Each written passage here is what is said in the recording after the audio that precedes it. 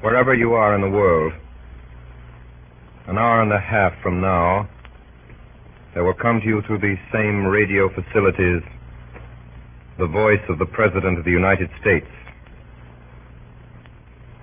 Until then, here is another president. His words, at least, which on Monday, August the 15th, 1938, are still entirely alive, and his person preserved in a fine and very famous play.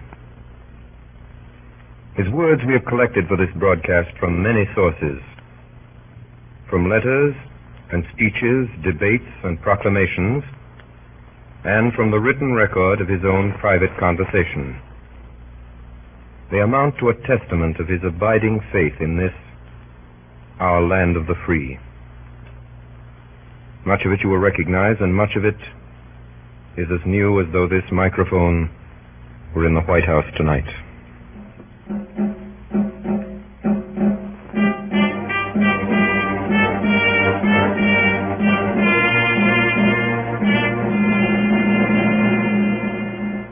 I was born February 12th, 1809, in Hardin County, Kentucky.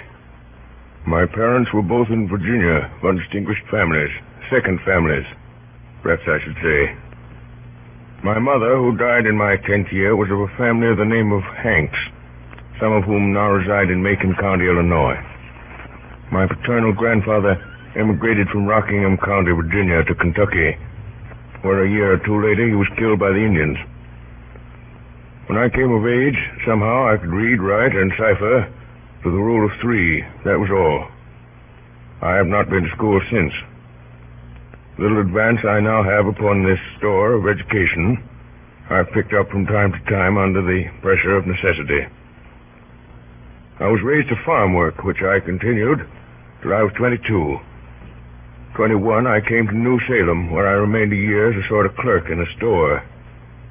Then came the Black Hawk War, and I was elected a captain of the volunteers, a success which gave me more pleasure than any I've had since.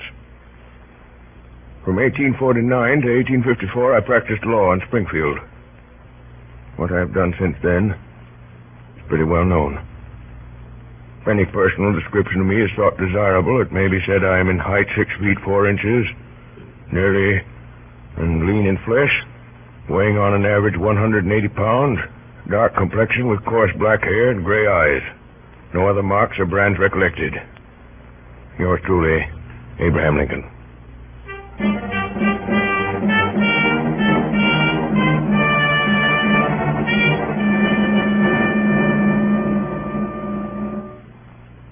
Gentlemen, you said this was a great evening for me.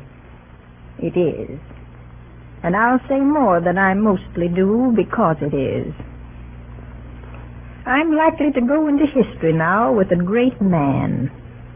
For now I know better than any how great he is. I'm plain-looking, and I've a sharp tongue, and I've a mind that doesn't always go in his easy, high way. And that's what history will see, and it will laugh a little and say, "Poor Abe Lincoln." That's all right, but it's not all. I've always known when he should go forward and when he should hold back.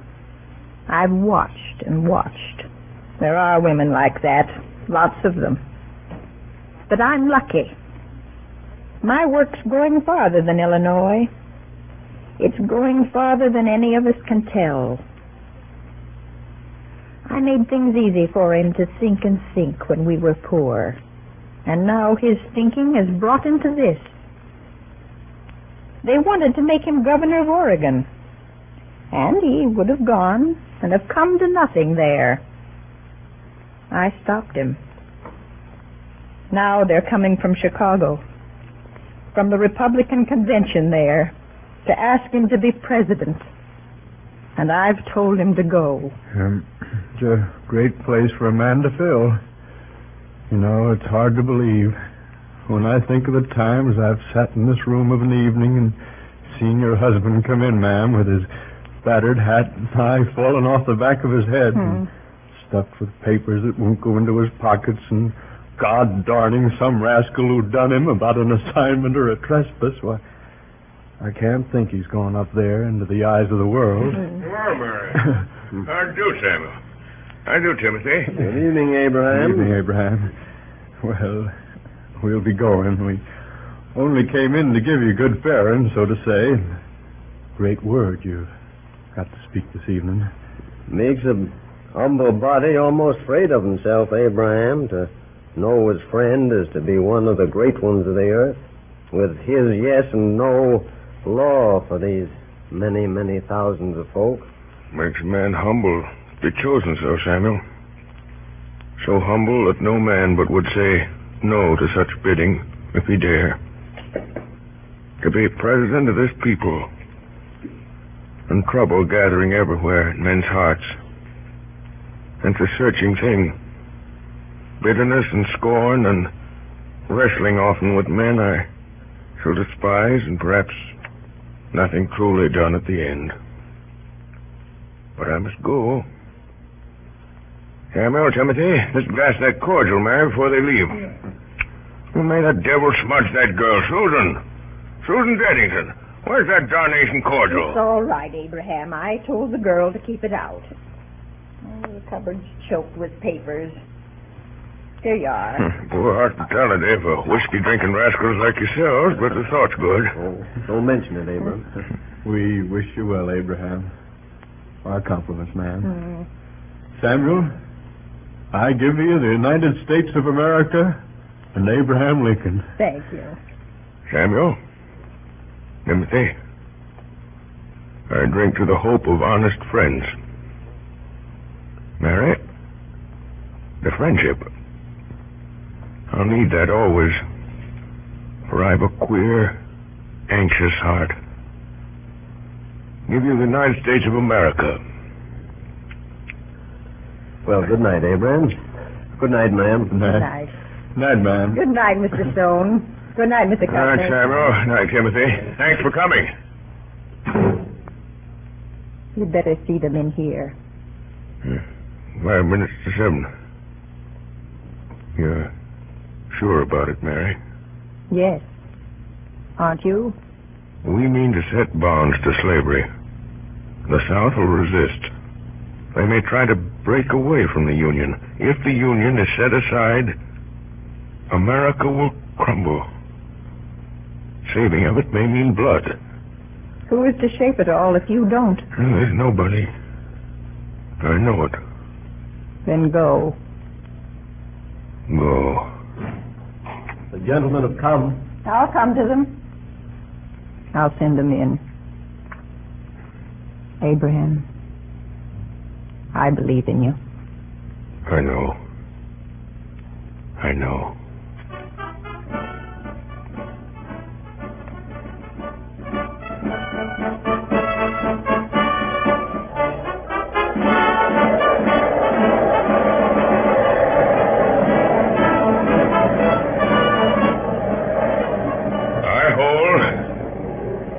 I hold that there is no reason in the world why the Negro is not entitled to all the natural rights enumerated in the Declaration of Independence. The right to life, liberty, and the pursuit of happiness. I hold that he is as much entitled to these as the white man, and the right to eat the bread without the leave of anybody else, which his own hand earns. He is my equal, and the equal of every living man.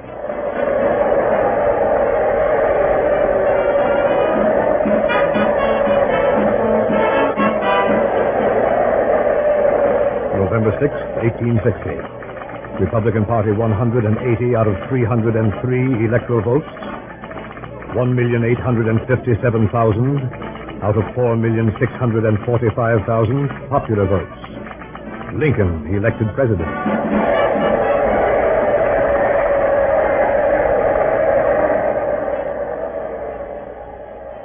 Fellow citizens of the Senate and House of Representatives, This issue, the right of secession, embraces more than the fate of these United States. It presents to the whole family of man the question whether a constitutional republic or democracy, a government of the people, by the same people, can or cannot maintain its territorial integrity against its own domestic forces. It presents the question whether discontented individuals, too few in numbers to control administration, can always, upon the pretenses or arbitrarily without any pretense, break up their government and thus practically put an end to free government upon the earth. Is there, in all republics, this inherent and fatal weakness? Must the government of necessity be too strong for the liberties of its own people, or too weak to maintain its own existence? The common feeling in the South, Mr. Seward, that as Secretary of State, you are the one man here at Washington to see this thing with large imagination. I say this with no disrespect to the President. But what does his experience of great affairs of state amount to beside yours, Mr. Seward? My support of the President is, of course, unquestionable, Mr. Jennings. Oh, entirely. But how can your support be more valuable than in lending him your unequaled understanding? You understand, of course, that I can say nothing officially. These are nothing but informal suggestions. But I may tell you that I am not unsympathetic. I was sure that that would be so. Yes, come in. The President is coming up the stairs, sir. Thank you. This is unfortunate. Say nothing and go at once. Here he is. Good morning, Mr. Seward. Good morning, Miss Jennings. Good morning, Mr. President. And I'm obliged to you for calling, Mr. Jennings. Good morning. Perhaps Mr. Jennings could spare me 10 minutes. Say 5 minutes. I'm anxious always for any opportunity to exchange views with our friends of the South. Much enlightenment may be gained in 5 minutes. Excuse, I beg you, Mr. Seward will allow us. By all means. Shall I leave you? Leave us, but why? I may want your support, Mr. Secretary, if we should not wholly agree. Well, Mr. Jennings, you have messages for us. Mr. Jennings, in his anxiety for peace, was merely seeking the best channel through which suggestions could be made. To whom? To the government. The head of the government is here. But, Come, sir. What is it? It's this matter of Fort Sumter, Mr. President. Yes? If you withdraw your garrison from Fort Sumter, it won't be looked upon as weakness in you. We believe that the South at heart does not want secession. It wants to establish the right to decide for itself. The South wants the stamp of national approval upon slavery. Can't have it.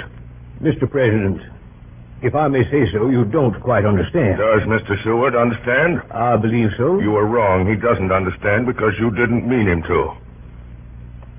I don't blame you. You think you're acting for the best. You think you've got an honest case, but I'll put your case for you, and I'll put it naked. Many people in this country want abolition, many don't.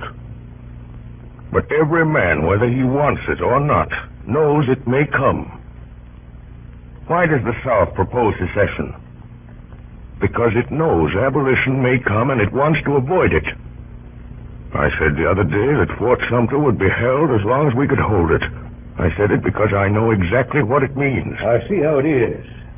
You may force freedom as much as you like, but we are to beware how we force slavery. Couldn't be put better, Mr. Jennings. That's what the Union means. It is a union that stands for common right. We are not enemies, but friends.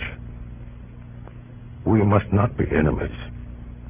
Though passion may have strained, do not allow it to break our bonds of affection. That is our answer. Tell them that. Will you tell them that? You are determined? I beg you to tell them. It shall be as you wish. Implore them to order your troops' return. You can telegraph it now from here. Will you do that? If you wish it. But it will do no good, Mr. Lincoln. They won't give way. It's a grave decision. Terribly grave. For all of us. Morning, Mr. Jennings. So this won't do. You don't suspect, Mr. I do President. not, but let us be plain. No man can say how wisely, but Providence has brought me to the leadership of this country with a task before me greater than that which rested on Washington himself. When I made my cabinet, you were the first man I chose. I do not regret it. I think I never shall. But remember, faith earns faith. What is it? Why didn't this man come to see me? He thought my word might bear more weight with you than his. Your word for what? Discretion about Fort Sumter. Discretion? It's devastating, this thought of civil war. It is. You think I'm less sensible of that than you. War should be impossible. But you can only make it impossible by destroying its causes. If we withdraw from Fort Sumter, we do nothing to destroy that cause. We can only destroy it by convincing the southern states that secession is a betrayal of their trust. Please, God, we may do so. Has there perhaps been some timidity in making all this clear to the country? Timidity? You were talking of discretion. I mean that perhaps our policy has not been sufficiently defined. And have you not concurred in all our decisions? Seward, you may think I'm simple, but I can see your mind working as plainly as you might see the innards of a clock. You can bring great gifts to this government with your zeal and your administrative experience and your love of men. Don't spoil it by thinking I've got a dull brain. Yes, I see. I've not been thinking quite clearly about it all. Mr. President, I beg your pardon. That's brave of you. Give me your hand. Come in. There's a messenger from Major Anderson, sir. He's ridden straight from Fort Sumter. All right, Hay, bring him in. Yes, sir. Don't like the sound of it. One moment, Hay. Yes? Are there any gentlemen of the cabinet in the house? Mr. Chase and Mr. Blair, I believe. My compliments to them, and will they be prepared to see me here at once if necessary? Send the same message to any other cabinet members you can find. Yes. Seward, we may have to decide now. Now, come in. Are you the messenger from Fort Sumter? Yes, sir. Word of mouth, sir. Well? Major Anderson presents his duty to the government. He can hold the fort 3 days more without provisions and reinforcements. Things very bad at the fort. The major says 3 days, sir. Most of us would have said 24 hours. I see. Thank you. Wait outside, please. Yes, sir. 3 days, Stewart, 3 days. My God. My God, Stewart, we need great courage, great faith. There is a tide in the affairs of men. Did you read Shakespeare, Stewart? Shakespeare? No. The cabinet is here, sir. Mr. Chase, Mr. Hook, and Mr. Wells. Show them in. Yes, sir. Good day, Mr. President. Good morning, Mr. Wells, Mr. Hook. Good morning, gentlemen. Good morning, Mr. President. How do you do, Mr. Seward? Something urgent? Let us be seated. Gentlemen, we meet in a crisis, the most fateful perhaps that has ever faced any government in this country. Can be stated briefly. A message has just come from Anderson. He can hold Fort Sumter 3 days at most unless we send men and provisions. Mr. President, I consider that we should withdraw. Don't you see that to withdraw may postpone war, but that it will make it inevitable in the end? It is inevitable if we resist. I fear it will be so, but in that case we shall enter it with uncompromised principles.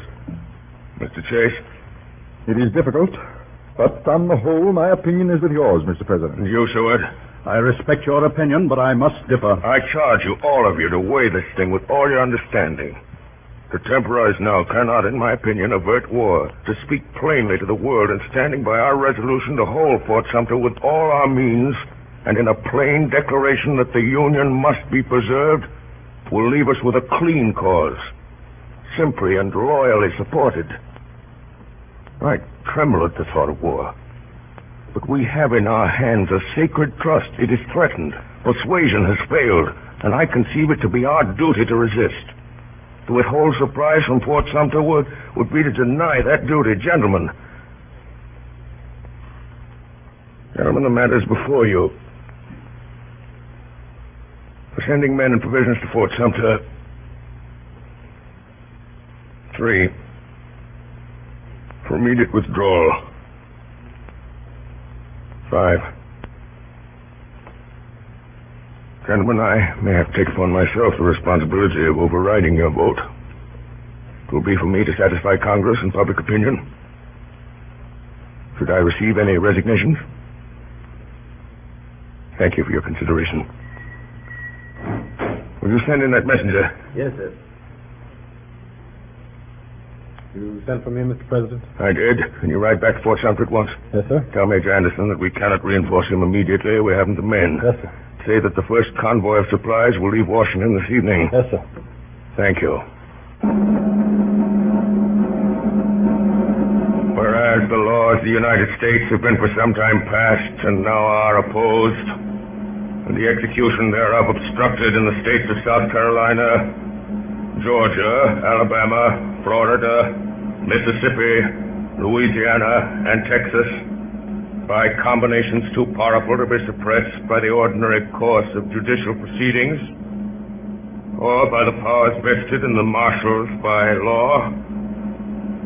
Now, therefore, I, Abraham Lincoln, President of the United States, in virtue of the power in me vested by the Constitution and the laws, have thought fit to call forth and do hereby call forth militia of the several states of the Union to the number of 75,000 in order to suppress said combinations and to cause the laws to be duly executed.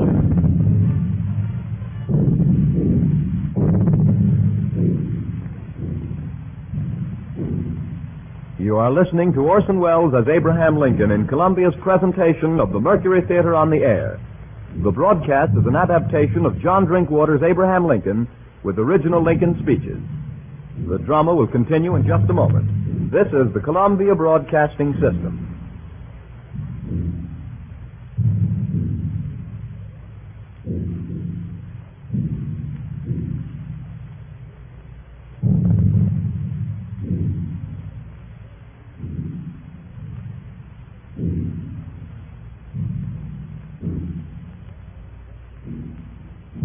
We continue now with the performance of John Drinkwater's Abraham Lincoln by Orson Welles and the Mercury Theater on the Air. Fellow citizens of the Senate and the House of Representatives, the war continues, and it continues to develop. That the insurrection is largely, if not exclusively, a war upon the first principle of popular government, the rights of the people. It is not needed nor fitting here that a general argument should be made in favor of popular institutions, but there is one point to which I ask a brief attention. It is assumed that labor is available only in connection with capital, that nobody labors unless somebody else owning capital somehow by the use of it induces him to labor. This assumed, it is next considered whether it is best that capital shall hire laborers and thus induce them to work by their own consent, or buy them and drive them to it without their consent. Having proceeded that far, it is naturally concluded that all laborers are either hired laborers or what we call slaves. And further, it is assumed that whoever is once a hired laborer is fixed in that condition for life. Now, there is no such relation between capital and labor as assumed. Nor is there any such thing as a free man being fixed for life in the condition of a hired laborer. Both these assumptions are false and all inferences from them are groundless. Labor is prior to and independent of capital. Capital is only the fruit of labor and could never have existed if labor had not first existed. No men living are more worthy to be trusted than these who toil up from poverty. Let them beware of surrendering a political power which they already possess, and which, if surrendered, will surely be used to close the door of advancement against such as they, and to fix new disabilities and burdens upon them, till all of liberty shall be lost.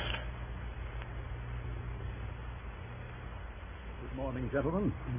I've just had my summons. Is there some special news? Yes, McClellan has defeated Lee at Antietam. It's our greatest success. They ought not to recover from it. The tide is turning. Have you seen the president, Mrs. Stanton? I've just been with him. Well, what does he say? He only said at last. He's coming directly. He'll bring up his proclamation again. In my opinion, it's inopportune. I thought we had learned by now that the president is the best man among us. There's a good deal of feeling against him everywhere, I find. He is the one man with character enough for this business. There are other opinions. Yes, but not here, surely, Mr. Hook. It's not for me to say, but there are some who would have acted differently. And you may depend upon it that they would not have acted so wisely, Mr. Hook. I don't altogether agree with the president, but he's the only man I should agree with at all. Is Lee's army broken? Not yet, but it is in grave danger. Why doesn't the president come? I think this news was nothing. I must say I'm anxious to know what he has to say about it all. I shall oppose it if it comes up. He may say nothing about it. I think he will. Gentlemen, the president. Good morning, gentlemen. Good morning, Mr. President. Good morning. Great news we hear. If we leave things with the army now to take that course, why, we ought to see through our difficulties. An exciting morning, gentlemen. I feel rather excited myself. I find my mind not at its best in excitement. Will you allow me to read you something? It's not long, and it may compose us all. It is Artemus Ward's latest. High-handed outrage at Utica. In the fall of 1856, I showed my show in Utica, a truly great city in the state of New York. People gave me a cordial reception. The press was loud in her praises. One day I was given a description of my beasts and snakes in my usual flowery style, when what was my consternation, and showing my cage containing my wax figures of the Lord's Last Supper, I says, but up comes a fella and seized Judas Iscariot by the feet and dragged him out on the ground. He then commenced for to pound him as hard as he could. What under the sun are you about? Cried I. Says he, what did you bring this pusillanimous cuss here for? And he hit the wax figure another tremendous blow on the head. Says I, you egregious ass, that is a wax figure, representation of the false apostle. Says he, that's all very well for you to say, but I tell you, old man, that Judas Iscariot can't show himself in Utica with importunity by a downside, with which observation he caved in Judas's head. Young man belonged to one of the first families in Utica. I sued him, and the jury brought in a verdict of arson in the third degree. Gentlemen, I'd give up office if I could write like that. May we now consider affairs of state? Yes, we may. Mr. Hook says, yes, we may. Thank you. Oh, no, thank Mr. Hook. McClellan is in pursuit of Lee, I suppose. You suppose a good deal, but for the first time, McClellan has the chance of being in pursuit of Lee, and that's the first sign of their end. If McClellan doesn't take his chance, we'll move Grant down to the job. Grant drinks. Well, then tell me the name of his brand. I'll send him some barrels. He wins victories. Is there any other business? There is. Some weeks ago, I showed you a draft I made, proclaiming freedom for all slaves. You thought then it was not the time to issue it. I agreed. I think now the moment has come. I will read it. Here it is again. It is proclaimed that on the first day of January, in the year of our Lord, 1863, all persons held as slaves within any state, the people whereof shall then be in rebellion against the United States, shall be then, thenceforward, and forever free. I must oppose the issue of such a proclamation at this moment in the most unqualified terms. I do not quite understand, Mr. President, why you think this the precise moment. Believe me, gentlemen, I have considered this matter with all the earnestness and understanding of which I am capable. But when the New York Tribune urged you to come forward with a clear declaration 6 months ago, you rebuked them. Because I thought the occasion not the right one. My duty, it has seemed to me, has been to be loyal to a principle and not to betray it by expressing inaction at the wrong time. That is why I conceive statesmanship.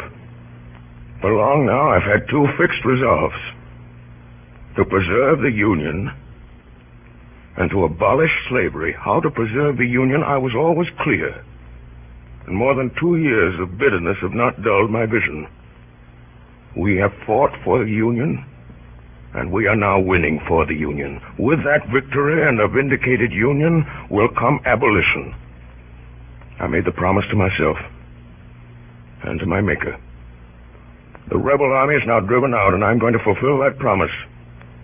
I do not wish your advice about the main matter, for that I've determined for myself. This is, I say, without intending anything but respect for any one of you. But I beg you to stand with me in this thing. Well, in my opinion, it's altogether too impetuous. One other observation I will make. I know very well that others might in this matter, as in others, do better than I can. And if I was satisfied that the public confidence was more fully possessed by any one of them than by me, and knew of any constitutional way in which he could be put in my place, he should have it. I would gladly yield it to him. But though I cannot claim undivided confidence, I do know that, all things considered, any other person has more. This I do not know, and moreover this may be, there is no way in which I can have any other man put where I am. I am here. I must do the best I can and bear the responsibility of taking the course which I feel I ought to take. Could this be left over for a short time for consideration? I feel that we should remember that our only public cause at the moment is the preservation of the Union. I entirely agree with Wells. Gentlemen, we cannot escape history. We of this administration will be remembered, in spite of ourselves. In giving freedom to the slave, we assure freedom to the free. We shall nobly save or meanly lose the last best hope on earth. I shall sign this proclamation now. Excuse me, gentlemen. For we, thenceforward and forever, free. Gentlemen, I pray for your support. Good day. Good day, sir. Good day. Good day, Mr. President. Hook. Yes, Mr. President. Hook, will you stay a moment? Yes, Mr. President. Hook, one cannot help hearing things. I beg your pardon? Hook, there's a way some people have when a man says a disagreeable thing of asking him to repeat it, hoping to embarrass him. It's often effective, but I'm not easily embarrassed. I said one cannot help hearing things. And I do not understand what you mean, Mr. President. Come, Hook, we're alone. Lincoln is a good enough name, and I think you understand. How should I? Then plainly there are intrigues going on. Against the government? No. In it. Against me. Well, criticism, perhaps. To what end? To better my ways? I presume that might be the purpose. Then why am I not told what it is? I imagine it's natural compulsion. Or ambition? What do you mean? Hook, you've been bitten by the White House bug. You think you ought to be in my place.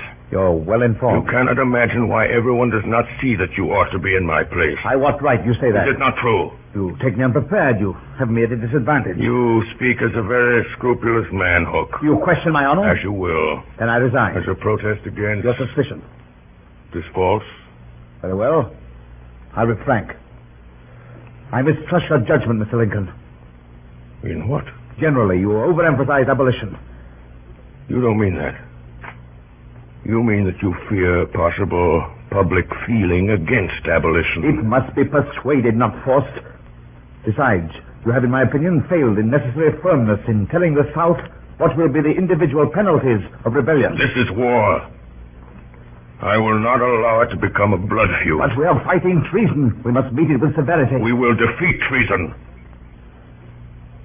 I will meet it with conciliation. It is a policy of weakness. It is a policy of faith. It is a policy of compassion. Hook, why do you plague me with these jealousies? Once before I found a member of my cabinet working behind my back, but he was disinterested and he made amends. Nobly.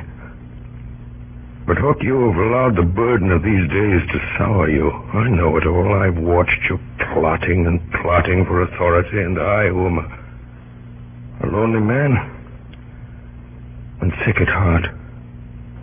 So great is the task God has given to my hand, and so few are my days, and my deepest hunger is always for loyalty in my own house.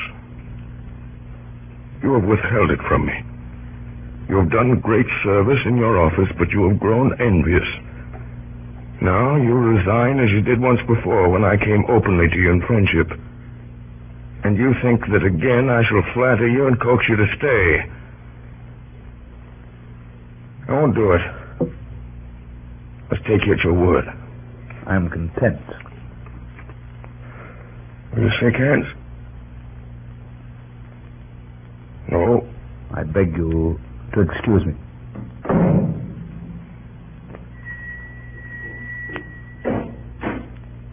Yes, Mr. President? Mr. Hay. Yes, sir? Mr. Hay, I'm rather tired today. Read to me a little. I certainly, sir. The Tempest. You know the passage.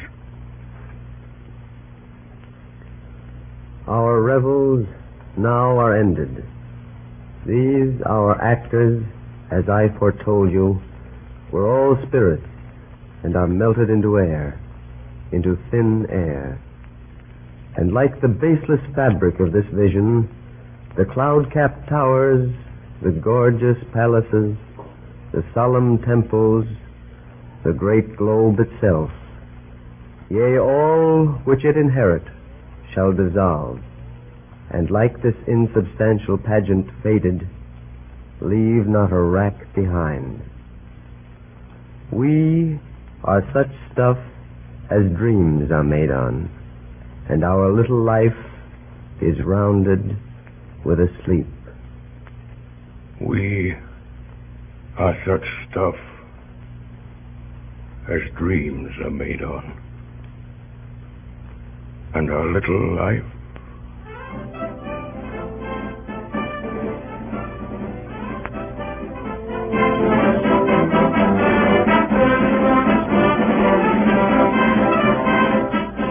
ordered that the 4th day of April, 1865, be the day for a general movement of all the land and naval forces of the United States against the insurgent forces.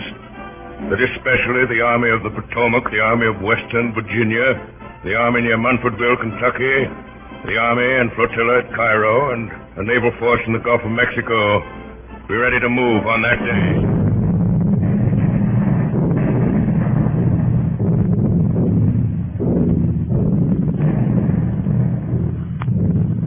General Grant. Yes, Dennis? 7:30, sir. An hour and a half. Ought to be something more from Meade by now, Dennis. Yes, sir. Have you wired the president? Yes, sir. Take these papers to Captain Templeman. Ask Colonel West if the 23rd are in action yet. Tell the cook to send some soup at 10 o'clock. Say it was cold yesterday. Yes, sir. Give me that map, Maylands. Yes. There's no doubt about it. Unless Meade goes to sleep, it can only be a question of hours. He's a great man, but he can't get out of that. It's already the end, sir. Yes, if Lee surrenders, we can all pack up for home. I guess it'll be splendid, won't it, to be back again? By God, sir, it will. Beg your pardon, sir. You're quite right, Maylands. My boy goes away to school next week. Now I may be able to go down with him, see him settled. Well, Dennis? Colonel West says yes, sir, for the last half hour. The cook says he's sorry, sir. It was a mistake. Tell him to keep his mistakes in the kitchen. I will, sir. His rifles went up this afternoon. Yes, sir. What's that? General Grant. What is it? The president has just arrived, sir. He's in the yard now. Oh, all right, I'll come.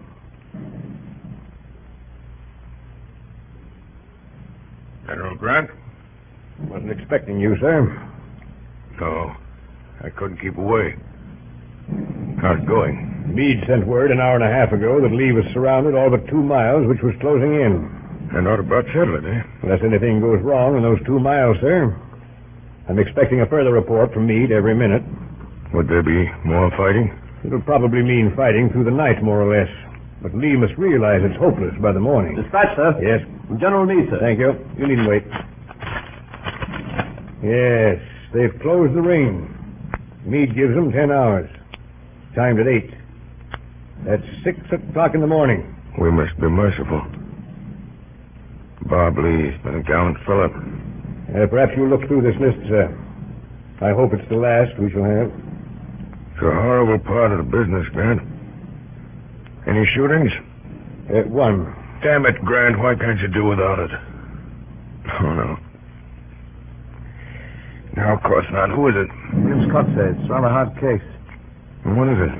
He's just on a heavy march, sir, and volunteered for double guard duty to relieve a sick friend. He was found asleep at his post. I was anxious to spare him, but it couldn't be done. It was a critical place at a gravely critical time. When is it to be?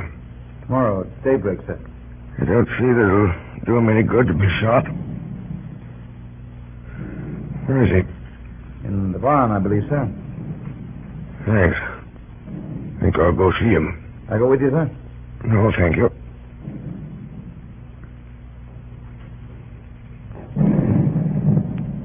Oh, who goes there? Is this where the boy is held? Oh, yes, Mr. President. Wait outside, will you? Yes. Are you William Scott? Yes, sir. Know who I am? Yes, Mr. Lincoln. General tells me you've been court-martialed. Yes, sir. Asleep on guard. Yes, sir. It's a very serious offense. I know, sir. What was it? I couldn't keep awake, sir. It had a long march. 23 miles, sir. Doing double guard? Yes, sir. Who ordered you? Well, sir, I offered. Why? Enoch White. He was sick, sir. We come from the same place. Where's that? Vermont, sir. You live there? Yes, sir. You've got a farm down there, sir. Who has? My mother, sir.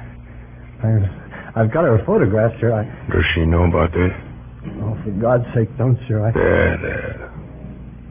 There, my boy. There. You're not going to be shot. Not going to be shot, sir? No. Not going to be shot? There. I believe you when you tell me you couldn't keep awake. I'm going to trust you. Send you back to your regiment. When may I go back, sir? We'll go back tomorrow. Expect the fighting to be over, though. Is it over yet, sir? Not quite. Oh, please, sir. Let me go back tonight. Let me go back tonight. Very well. Know where General Meade is? No, sir. It's that guard to come here. Your prisoner is discharged. Take him once to General Meade with this. Yes, sir. Thank you, Mr. Lincoln. Mr. Hay. Yes, sir? What's the time, Mr. Hay? Just on 9:30, sir. If you sleep here for a little, you'd better shake down, too. They'll wake us if there's any news.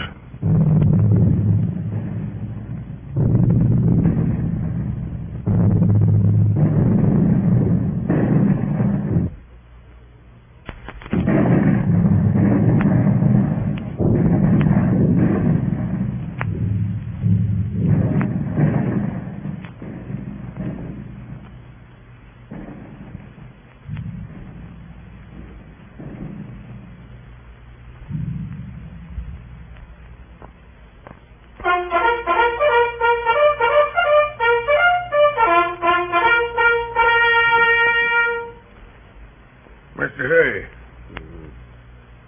Mr. Hay. Hello. What the devil is it? I beg your pardon, Mr. Lincoln. Not at all. Slept well, Hay? Well, I feel a little crumpled, sir. What's the time? 6 o'clock, sir. Listen. I don't hear anything, Mr. Lincoln. That's just it. Guns have stopped. Good morning, sir. Morning, Hay. Good morning, General. I didn't disturb you last night. A message has come from Meade. Lee asked for an armistice at 4 o'clock. An armistice? Yes, sir. An armistice. For 4 years, life has been but the hope of this moment. It's strange how simple it is when it comes. Grant, you served the country very truly. Made my work possible, thank you. Had I failed, the fault would not have been yours, sir. I succeeded because you believed in me. Where is Lee? He's coming here. Meade should arrive directly. Where will Lee wait? There's a room ready for him. Will you receive him, sir? Oh, no, Grant. No, that's your affair. To mention no political matters. Be generous. I needn't say that. I have written out the terms I suggest. Here they are, sir. Yes, they do you honor. General Meade is here, sir. Ask him to come here. Yes, sir. I learned a good deal from Robert Lee in early days. He's a better man than most of us. This business will go pretty near his heart, sir. I'm glad it's to be done by a brave gentleman, Grant. Congratulations, Meade. You've done well. Thank you, sir. Was there much more fighting? Pretty hot for an hour or two. How long will Lee be? Only a few minutes, I should say, sir. You said nothing about terms. No, sir. Did a boy named Scott come to you? Yes, sir. He went into action at once. He was killed. Killed? Queer world, Grant. Is there any proclamation to be made, sir, about the rebels? I hope There will be no persecution, no bloody work after this war is over. I'll have nothing of hanging or shooting these men, even the worst of them. Frighten them out of the country, open the gates, let down the bars, scare them off. Shoo. Enough lives have been sacrificed. Goodbye, Grant.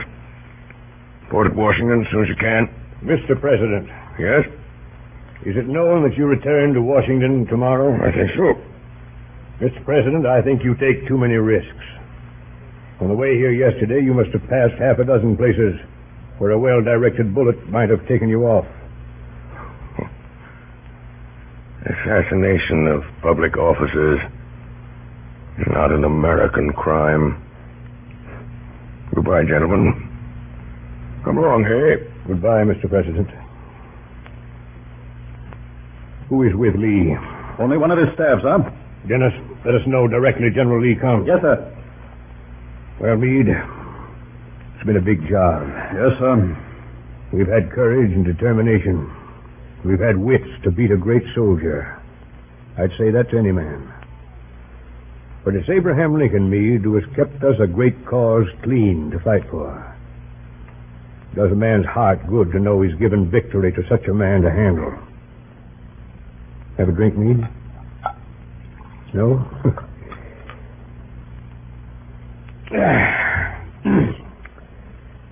You know, Meade, there were fools who wanted me to oppose Lincoln for the presidency. General Lee is here, sir. Meade, will General Lee do me the honor of meeting me in here? Where the deuce my hat, Dennis, my sword? Yes, sir. General Lee, sir.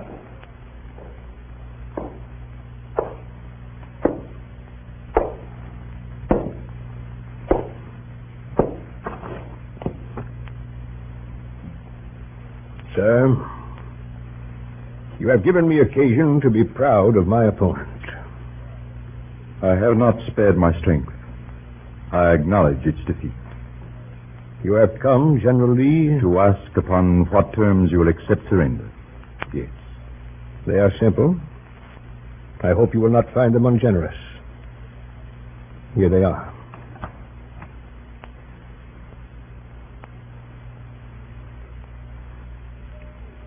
You are magnanimous, sir. May I make one submission? It would be a privilege if I could consider it. You allow our officers to keep their horses, General Grant. That is gracious. Our cavalry troopers' horses also are their own. I understand. They'll be needed on the farms. It shall be done. I thank you. I accept your terms.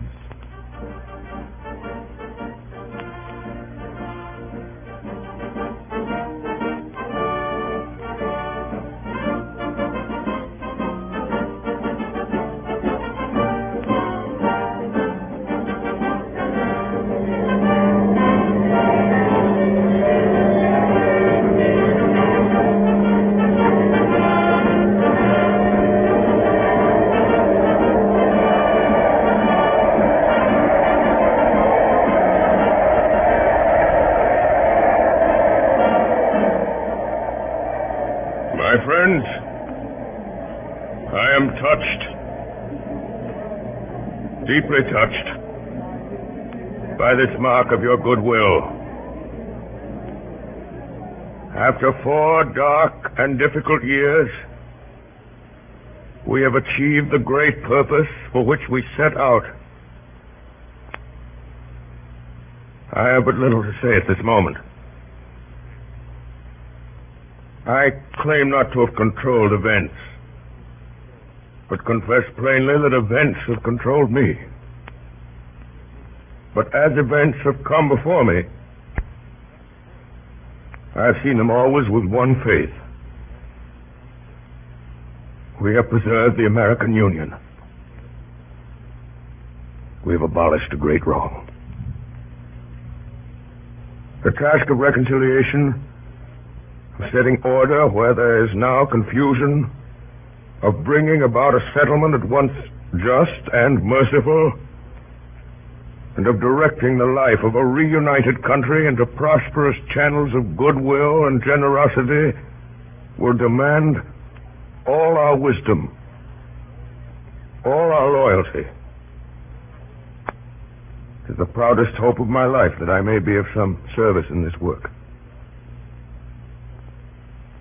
With malice toward none, with charity for all, with firmness in the right, as God gives us to see the right, let us strive on to finish the work we are in, to bind up the nation's wounds, to care for him who shall have borne the battle, and for his widow and his orphan, to do all which may achieve and cherish a just and lasting peace among ourselves and with all nations.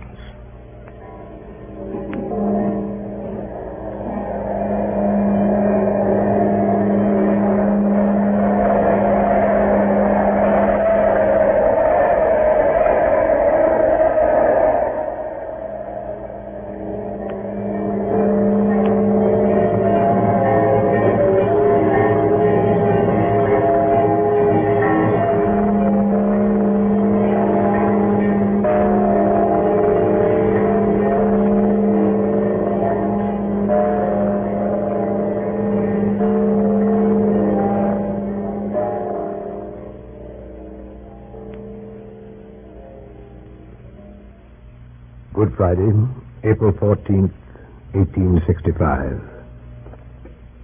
In the morning, there was a cabinet meeting at the White House. Lincoln was in a happy mood. He told Grant and the cabinet of a dream he had dreamed, which had come to him several times before. In this dream, whenever it came, he was sailing in a ship of a peculiar build, indescribable but always the same, and being borne on it with great speed toward the dark and undefined shore. He had always dreamed this before a victory. He dreamed it before Antietam, before Murfreesboro, before Gettysburg, before Vicksburg. In the afternoon, Mr. and Mrs. Lincoln drove together, and he talked to her of the life they would lead back in Springfield, Illinois, when this presidency was over. That night, Mr. and Mrs. Lincoln went to Ford's Theater. The theater was crowded. Many officers returned from the war were there and eager to see Lincoln. The play was Our American Cousin. A little after 8 o'clock, Mrs. Abraham Lincoln entered the official box with her husband and their guests following. Sometime after 10 o'clock, at a point in the play which no person present could afterwards remember, a shot was heard in the theater, and Abraham Lincoln fell forward upon the front of the box, unconscious and dying. He was carried to a house near the theater. His sons and closest friends were summoned. A dismal drizzle of rain was falling as the dawn came to Washington after a night of terror. In the streets, men stood in groups discussing the tragedy. Then at 7:30, a tolling of all the church bells in the town and a hush in the streets. Lincoln was dead.